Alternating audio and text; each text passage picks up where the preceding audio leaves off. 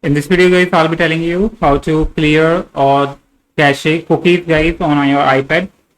To clear your cookies and cache on your iPad, just tap on open your any browser, and now you have to guys tap on this icon at the top left. Tap on this, and here you will find guys this option for this history icon. Just tap on it, and from here guys you have to just you can guys choose any time frame you want to guys clear. So if you have Safari profile setup, select the profile to clear only the history of that profile, and select all, or you can select the all profile and tap on clear.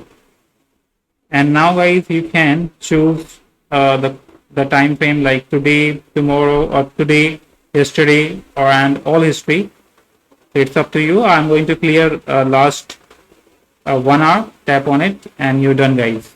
After this your